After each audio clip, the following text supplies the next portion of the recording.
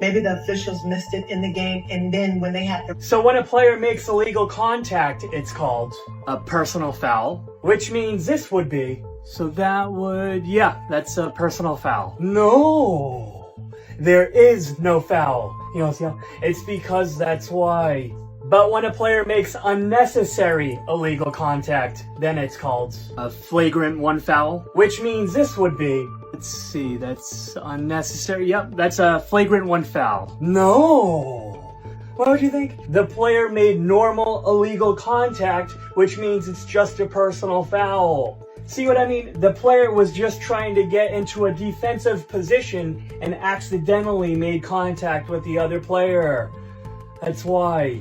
But when the illegal contact is unnecessary and excessive, then that would be a flagrant 2 foul, which means this would be. So that's unnecessary and excessive. That would be a flagrant 2 foul. No. Flagrant 1 foul? No. And right in front of a referee standing just steps away.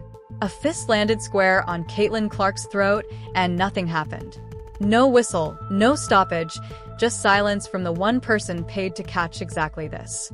This wasn't a rough foul or a bad angle mistake. This was a punch to the neck seen clearly and ignored completely. And for a league riding its biggest wave of attention ever, that's a brutal look. If you're enjoying this, hit subscribe and tap the bell before we go further, because this isn't new. Clark's been shoved, scratched, knocked to the floor, and now this. Every time the officials look away, every time the league stays quiet. At what point does someone actually step in? This isn't about one missed call anymore. It's about a pattern the WNBA keeps refusing to fix. And it's starting to cost them more than they realize. That if you don't, any rational person would give up. So if you don't love it, if you're not having fun doing it, you don't really love it, you're going to give up. And that's what happens to most people, actually. If you really look at the ones that... who make things worse. Alyssa Thomas's friends, her coach, people around her coming out, and she's the victim. She's the victim in all this. She should have been given some notice that the league didn't act in the right way. All right, ladies, your thoughts just as the league continues to work through what many perceive as consistency issues, especially when it comes to games being officiated, Lisa. Well, officiating is tough. I don't know if anybody's ever even tried to officiate. It's not the easiest game. It's one of the most thankless jobs you can do. But in this particular situation, I thought that the last official should have been able to catch that. I was actually watching this game and I was like, oh, wow, that was a bit much. So in that moment, I thought that the official missed the call. I'm not surprised that the league went back and fined Alyssa Thomas. But I think at the same time, it's tough to think that official would have missed that they didn't have a replay on it. That was tough to me. And I think overall, the league's got to do better. The officials have got to do better, but also players. Players have to clean it up. We used to play in a way that you protected one another. Yeah, I want to play physical. I want to play hard, but I'm not out here trying to hurt you. If I was out there for a loose ball and it was Renee down there, yeah, I'm going for the ball. But if I accidentally punched Renee or hit her in some kind of way, maybe the play goes on, but I help her up. I help her up. You know what I mean? Just out of the like, dang, my bad. You know, so I think that part is important too, the reaction. Maybe if Alyssa Thomas would have even turned like, dang, my bad, I didn't mean to hit you like that. It's a different thing, but that's not what happened. And so I think that the league got it right. But I think overall, Coach Tibbetts is correct. Everything, consistency is important. It needs to be cleaned up for all players, regardless of what their accolades are. None of that part matters. It matters about protecting these players, no matter which team, which position, when they sub in, the start of the game to the end of the game. Every player deserves the same type of protection. I think the league got the suspension of Alyssa Thomas right. Lisa Leslie disagrees with Mercury head coach Nate Tibbetts and defends Caitlin Clark. Anyone with an ounce of something up there and these things here and these things, yeah, would be able to see that this fella, Nate Tibbetts, I know he's probably trying to protect his player, but oh my god, surely have an ounce of like respect and be like, you know what, yeah, she did something wrong. It was a cheap shot, it wasn't intentional. Wasn't intentional. Did you not see? Am I losing it? WNBA has never had this much money, this much attention, or this much talent pouring in. But none of that matters if the league can't keep its biggest stars safe on the court. One bad night, ignored, can undo years of progress. So, let's look at exactly what went down because, once you see it, it's hard to explain away. It happened during a fever-sun matchup. Alyssa Thomas, a player known for playing hard and playing physical, made contact with Caitlin Clark's throat. Not a graze, not an accident, a direct hit to one of the most dangerous spots on the body. The kind of contact that gets you ejected in almost any level of basketball, from high school gyms to NBA arenas. And the official standing right there, Angelica Suffren, had a clean, unobstructed view of the entire thing. She saw it happen and she did nothing. She's 100% supported by us. The people in this league know who AT is. She's a competitor, she's a winner, and she's tough. The one thing she is not is cheap. I respect Steph White. I got to know her with USA Basketball. I respect her as a coach and a person, and I understand her sticking up for Caitlin in this situation. But to say that we had 2 cheap shots in that game, to me, is ridiculous. Steph knows AT. She got the opportunity to coach AT for 2 years, and she knows what AT stands for and what she's about. Next, I'd like to hit on my disappointment with the suspension process by our league and our leaders in the W. This was not a thorough investigation, in my opinion. The people involved were not questioned at all. It's extremely disappointing. No one from the league called AT, our security team, or myself about what we felt like happened in this situation. There is a protocol to be Clark's hand shot straight to her neck. Her face said it all. Shock, pain, disbelief. And the referee, she just let it go. Play continued like nothing happened. Like a player hadn't just taken a fist to the throat on a live basketball court. At that point, you have to ask, is this bad officiating bias or just nobody paying attention? Because there's no clean explanation for missing something that obvious. And here's the part that stings even more. This isn't a one-off. This looks like a pattern. And patterns don't just happen, they get allowed to happen. No real punishment for the players throwing these hits. No real accountability for the refs missing them. It's starting to feel like the league cares more about its image than about the players wearing its jersey. And pivoted to private jets. And she's not on the 30-year poster. But Paige Beckers and Angel Reese are. What? I mean, recently there were TV games. Hers got double the rating of Asia Wilson, the best player in the league, the 3-time champ and the 4-time MVP. Double the rating. This is a paranoid, weird, insular league. One game. That's the price the league put on a punch to the throat. Let that number sit with you for a second, one single game, and Alyssa Thomas was back on the court like nothing ever happened. You can strike another player in the neck, right in front of an official, and walk away with a punishment lighter than a scheduled rest day. That's not discipline. That's a wink and a nod dressed up as accountability, and it tells every player watching exactly what they can get away with. The reaction across the league split instantly. Phoenix Mercury head coach Nate Tibbetts didn't dance around it. He called the hit a cheap shot plain and simple. The kind of play so obvious it shouldn't have needed a review at all. This is a man who spent decades around the game and knows the difference between physical basketball and a dirty play. But on the other side, Thomas's own coach, Stephanie White, defended her fiercely, insisting Thomas is a competitor, not a cheap shot artist. White went further, claiming the league never even reached out to get her side of the story before handing down the suspension. And she wasn't alone. Teammates and players around the league rallied behind Thomas, painting her as the wronged party. The one who threw the punch became the victim in the story. Somehow, now flip the scenario. Imagine Caitlin Clark throws that same punch at Thomas's throat. Picture the outrage. Picture the sports networks running it on loop for a week straight. Picture the calls for a season-long ban. But because it was Thomas, a respected veteran, someone seen as part of the league's inner circle, she got protected instead of punished. That's not just inconsistent. That's a glaring double standard. And it says a lot about who the league is actually willing to go to bat for. Even WNBA legend Lisa Leslie weighed in, and her take cut straight through the noise. She acknowledged officiating is brutal. split-second decisions under pressure. One of the hardest jobs in sports. She gets it, but she also said plainly, the official had the angle, and she should have caught it. Leslie made another point that stuck with a lot of people. What happens after the hit matters just as much as the hit itself.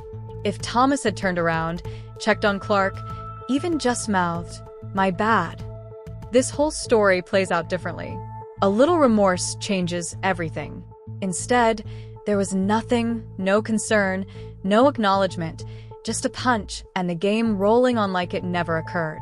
That silence afterward is what makes this so hard to defend. So, why does this keep happening? Some fans think it's simple jealousy. Veteran players resentful that one rookie's or rival reshaped the entire league's paycheck structure, travel arrangements, and media spotlight overnight. And the numbers back up just how massive that shift has been. Clark's games are pulling in nearly double the viewership of a Wilson's, a 3-time champion, a 4-time MVP, arguably the most skilled player on the planet. That's not a shot at Wilson, who's earned every accolade she has. It's just the reality the league has to sit with. Clark fills arenas. Clark is the reason the league finally ditched cramped commercial flights for private charters.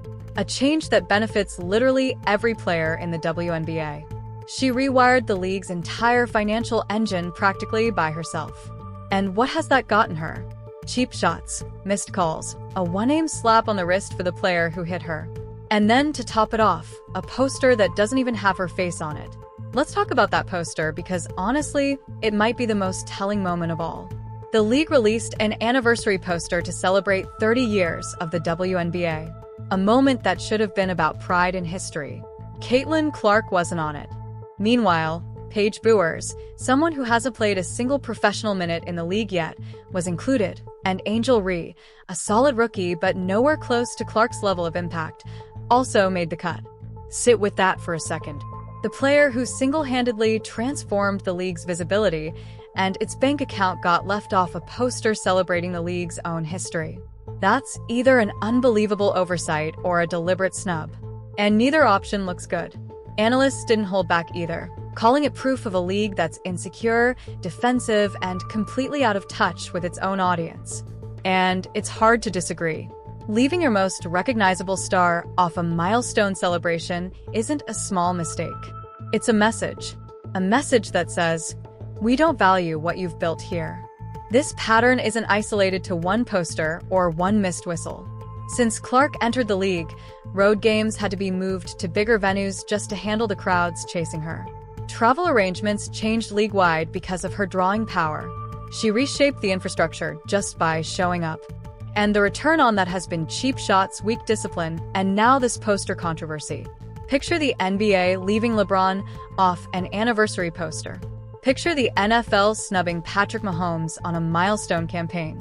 It would be front page news everywhere. In this league, it barely gets a follow-up story. Fans notice, sponsors notice, and eventually players notice, too, and start wondering why they should stick around in an environment that doesn't seem to have their back. So, where does that leave things? A league with more eyes on it, more revenue, and more momentum than ever before. Actively working against its own success.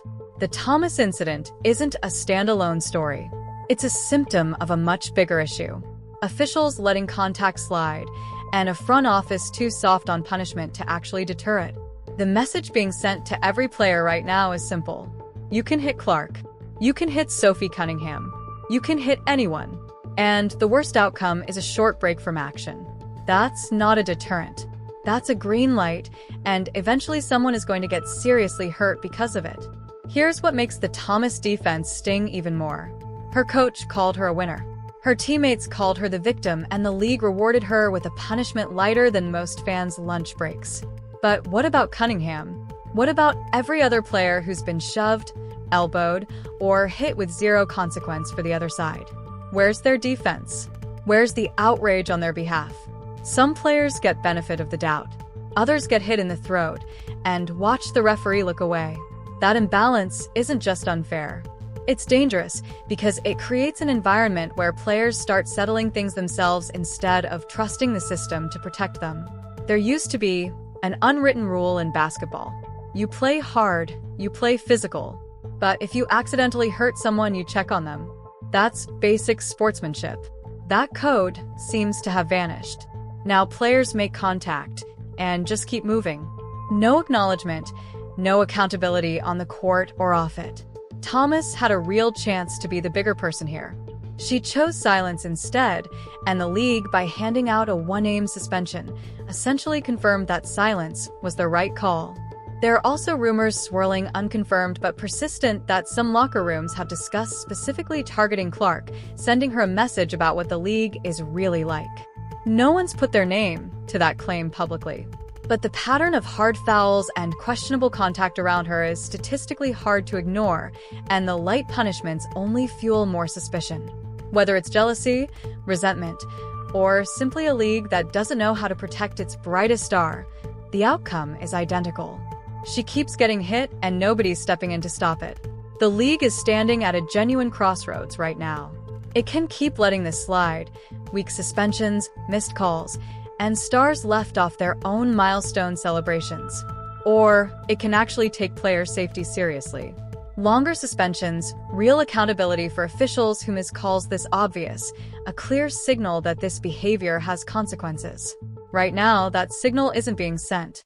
And the result is a league that's more popular than it's ever been, and more chaotic than it's ever been at the exact same time. The poster snub says it all. Honestly, it's not just the scheduling oversight. It's a statement, one that tells Clark and every fan watching that no matter what she's done for this league, she's still treated like an outsider looking in. And that's a dangerous message to send to every rising young player watching from the sidelines. No matter how much you elevate this sport, full acceptance still isn't guaranteed.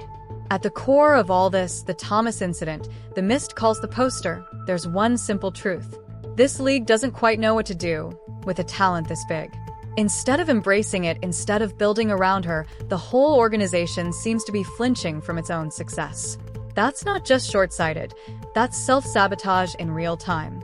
So, here's the real question. How many more hits does Clark have to take before this gets addressed seriously?